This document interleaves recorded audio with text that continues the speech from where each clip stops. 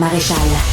On a Julien au bout du fil. On parle des nids de poules. C'est le jour de la marmotte aujourd'hui, puis c'est le jour de la marmotte pour bien des gens qui pratiquent Montréal puis qui en reviennent pas que même si on dénonce un nid de poule au 311, là où il n'y a jamais eu autant de dénonciations d'ailleurs, parce que le mois de janvier a été très occupé. Il y a eu plus de 4000 signalements au 311 en un mois. Et moi-même, j'ai appelé aujourd'hui, fait que j'ai parti le mois de février. Et ce qu'on m'a dit, c'est que ça pouvait prendre des semaines avant qu'on colmate un nid de poule. Julien, vous en pensez quoi quand vous entendez ça? Moi, j'en pense, j'observe ça depuis un certain temps, là, puis il y a une question que je me pose, moi. Les gens qui ont froid l'hiver, souvent c'est parce qu'ils s'habillent pas assez. Les pneus d'hiver qu'on a sur nos voitures, là, les pneus à low profile, là, à profil bas, 4 à 2 pouces d'espace entre la jambe puis la route, là, est-ce que c'est bien pour approprié pour nos hivers? Parce que regarde ça, même en France, maintenant, ils ont des gros froids, là, puis eux autres aussi, ils ont des problèmes de route. Mm-hmm. Fait que moi, je me dis, peut-être que, parce que regardez les camionnettes, ça, peut-être que quelqu'un vérifierait ça, les camionnettes, ils ont des pneus plus hauts. Puis, est-ce qu'ils ont aussi les mêmes problèmes? Et ça, merci, Julien. C'est une question justement pour mon prochain invité, Alain Morel, qui est chef mécanicien au Centre Beaumont Pneus et Mécanique à Montréal. Merci d'être là, Alain. Ça fait plaisir. Je sais que vous êtes très occupé. Oui. Ça déborde? Oui, ça déborde. Vous êtes en pleine saison du nid de poule. Ça finit par être payant pour les garagistes, finalement? Oui, mais en même temps aussi, on se met dans les souliers du client aussi, que... Ouais. Oui, c'est un beau problème si on veut de notre côté, mais en même temps aussi, on comprend aussi la réalité du client que, comme vous et M. Zappa aussi, des centaines, des milliers de dollars parfois en réparation, Ouais. que c'est un peu plate aussi pour eux. On comprend, mais aussi, il faut s'attacher. Le pire s'en vient. Quand que le dégel s'en vient, le vrai dégel s'en vient, la majorité des nids de poules qui sont en ce moment bouchés par la neige et la glace, Ouais. il va en avoir plus. Il va en avoir plus rendu là. Vous avez entendu la question de Julien, l'auditeur. Oui. Les pneus, dans le fond, il se demandait, est-ce que c'est parce qu'on n'a pas les bons pneus pour les petits véhicules ou les berlines, les camions, eux, ont-ils les mêmes problèmes? Bien, si on va, mettons, du côté VUS ou des minivans ou des pick-up, des trucs comme ça, ils ont moins ces problèmes-là. Il y en a encore, le flanc va être déchiré parfois par les trous à cause de l'asphalte puis les trous des nids de poule. Mais qu'est-ce que monsieur disait plus tôt, pour les pneus à profil bas, les voitures, les berlines plus sport et tout, oui, ça va être... Il y a plus tendance à manger une claque, si on veut, la jante ou la jante en acier, le mag, si on veut. Ouais. Parce qu'il y a moins de jeu pour le caoutchouc pour l'absorber, ce coup-là. Parce que ces voitures-là, c'est pour ça que la majorité du temps, même parfois certains manufacturiers recommandent, quand on met les pneus d'hiver, peut-être, mettons que vous avez, je lance un exemple comme ça, peut-être des pneus des 19 pouces, peut-être mettre des 18 pour donner un petit peu de jeu de caoutchouc de plus, pour absorber un peu plus les coups, pour que ça soit un peu moins raide, puis il y ait une chance au moins que ça ne donne pas un coup directement sur le mag ou sur le rim comme tel. Mais tu sais, en même temps... Une chaussée n'est pas supposée être comme ça. On n'est pas supposé être obligé de s'acheter un tank pour circuler dans une ville. 100% d'accord. Et puis, on a eu des spécialistes. Je me souviens, là, on a eu un spécialiste de la chaussée, Jean-Claude Carret, qui est un spécialiste à l'École de technologie supérieure, qui nous avait dit une chaussée avec des nids de poules, c'est une chaussée qui est finie. Oui, c'est... Fait que, tu sais, quand même qu'on répare puis qu'on colmate, là. Les voitures sont pas pensé pour rouler dans des champs de mines comme ça. Exact. À moins que tu aies un véhicule Exactement. comme ça. Puis aussi, avec les voitures d'aujourd'hui aussi, il y a des nouvelles technologies, des systèmes de sécurité avancés, les systèmes qui font que ça freine à votre place ou de sécurité, mais ces sensors-là, ces capteurs-là, puis toutes ces caméras-là sont quand même assez, je veux dire, pas capricieuses, mais un peu plus fragiles. Ouais. Puis parfois, un bon gros nid de poule, là, une bonne vibration, ça se peut que le capteur n'aime pas ça. Ça se peut que ça lève des témoins dans le tableau de bord et parfois juste une recalibration ou même que le capteur comme tel soit fini, il va falloir le remplacer. Puis ça, donc, il n'y a pas que les pneus, là. Non. Les voitures d'aujourd'hui, les pneus, la suspension, parfois peut manger une claque aussi. Justement, la semaine dernière, on en a eu que le pneu, la jante était complètement finie. fini. Elle était pliée, puis elle était plus récupérable. Puis le pneu, le flanc était ouvert à cause de ça, et la table de suspension dans le bas était pliée, la roue était rendue reculée un peu. Il a fallu tout remplacer ça. C'était pas... Fait que là, ça, c'est plus que 1000 pièces. Ça, plus un alignement et tout, c'était pas donné. Ouais. Vous-même, vous en voyez régulièrement? Oui. Oui, j'en voyais une fois, justement, en m'en venant tantôt, en sortant du tunnel Ville-Marie, Vigée et... c'est-tu Papineau? Papineau. Vigée et Papineau, juste en sortant de la lumière rouge, et là, il y avait des... On sort du tunnel. Peu aveuglé par le soleil. Exactement, le glare du soleil en pleine face. Puis j'étais dans la voie de gauche, une chance, parce que dans la voie du centre, tous les cratères des vallons, et c'était énorme. Là. Puis j'arrive à la lumière rouge, c'était correct, mais j'ai vu du monde qui ont passé après quand eux s'en tournaient vers, puis... Kitchink. Dans ma voiture, j'ai entendu ces bruits de suspension à lui, fait que ça a dû... Ouais, ça a pas dû faire du bien à ses pneus, ça. Ouais, effectivement. Ghislain, 187 Cube Radio, Ghislain, il dit, ce n'est pas juste à Montréal le problème des nids d'autruche. Sherbrooke, Magog, les taxes sont hallucinantes, les rues et les infrastructures de base sont lamentables, les gens disent des gros mots contre les SUV et les gros camions, mais c'est maintenant la norme et essentielle pour rouler avec des gros camions au Québec à cause des rues qui sont remplies de trous. Vous parliez tout à l'heure des petites voitures, peut-être mettre des plus grandes roues, des plus grands pneus, pardon.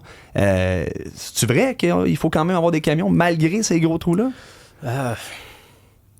Pour survivre. Pour survivre. C'est sûr que si on prend les berlines sport, les voitures allemandes, quelque chose comme ça, je lance un exemple comme ça, là, qui sont plus bas de terre, si on veut, qui sont plus proches, faut être plus vigilant sur la route. Faut essayer de faire un peu plus de slalom sur la route, parce que quelqu'un je dis un exemple qui a un minivan ou un pick-up va peut-être moins sentir le cratère, si on veut, ou le nid d'autruche que la personne qui a la voiture plus bas de terre, parce que c'est des voitures, la suspension est plus raide, c'est fait pour aller plus dans la performance et le sport que le confort de route, si on veut. Ben oui, on va poursuivre, j'en ai d'autres. J'ai une question plus technique. Tantôt, on parlait des changements de pneus. On dit souvent, des fois, il faut changer les deux s'il y en a un qui est abîmé. Est-ce que c'est vrai, premièrement? Je veux dire... Moi, c'est ça qu'on m'a dit qu'il fallait que je fasse. Mais regarde, j'ai un ingénieur ici en mécanique, il dit, je vous le dis, c'est une arnaque si on vous oblige à acheter 2 pneus, sauf pour les 4x4, où on doit en acheter 2. Mais pour une automobile normale, s'il y a un pneu qui est en mauvaise condition, un pneu à l'achat, c'est suffisant. Il nous dit ça. Je serais curieux d'entendre.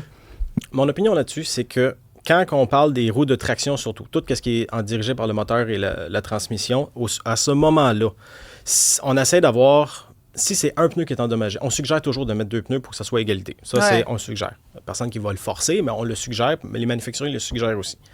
C'est mieux. C'est toujours mieux, exactement, parce que si on prend un modèle de pneu, on en prend un autre sur l'autre côté.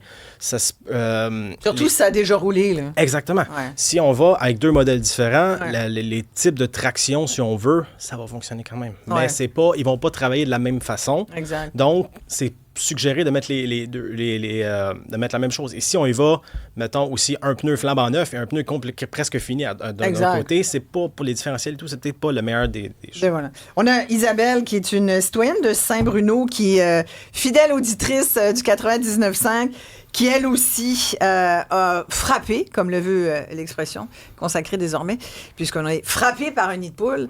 On s'imagine un chevreuil, mais non, c'est un nid de poule. Bonjour Isabelle, merci de prendre le temps de nous parler. Racontez-nous votre expérience.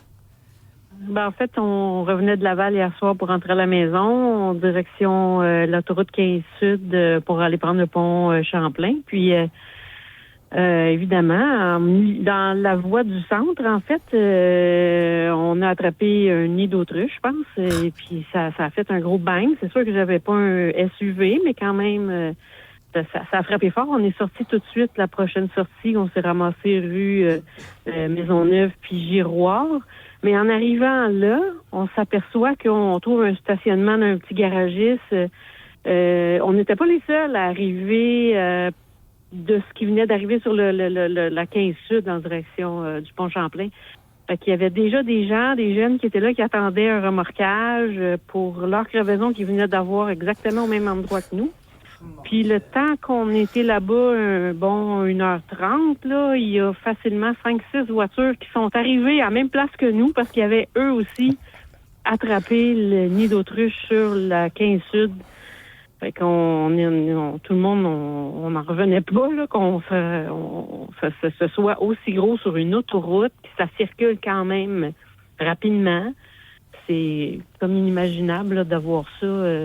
D'avoir des gens, complètement, de Montréal. Sur une autoroute, puis de voir qu'il y a des véhicules les uns après les autres. Là. Ça devient des dangers publics. Puis nous, on a quitté, mais il a dû en avoir d'autres. Puis au moment où on se parle, le trou est sûrement pas réparé, puis il doit encore en avoir qui se ramassent là aujourd'hui, là, cet après-midi.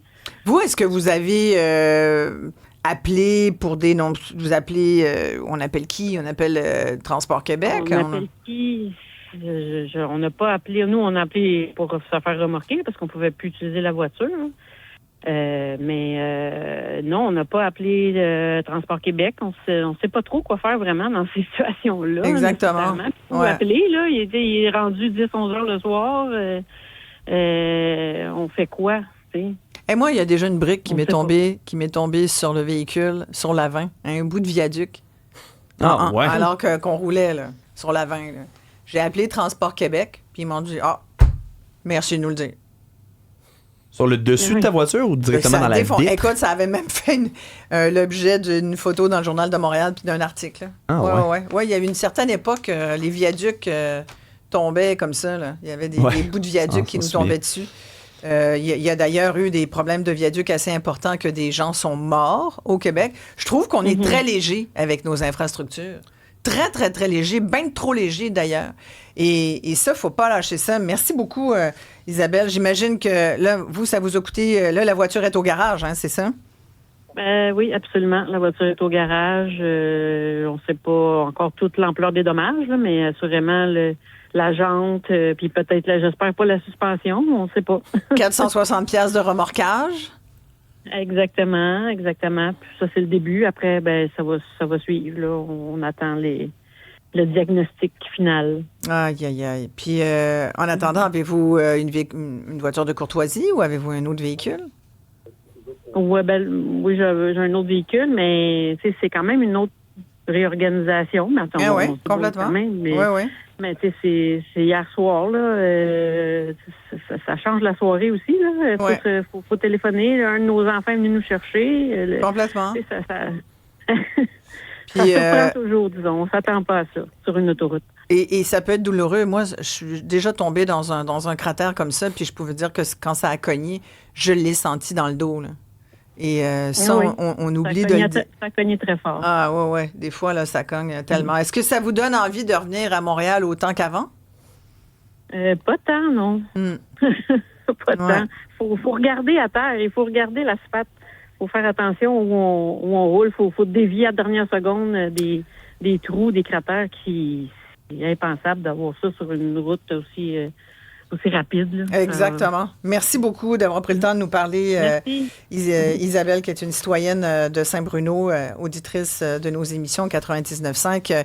Il y a beaucoup de commentaires. Oui, quelqu'un qui témoigne, justement, on parle du danger là, au 187 Cube Radio. Quelqu'un qui dit « Le airbag s'est déployé après que j'aie ramassé un nid de poule. » Oh mon Dieu, ça a dû cogner là, solide. On parle que si exemple, le airbag avait un défaut, là, il aurait pu avoir de quoi d'extrêmement grave.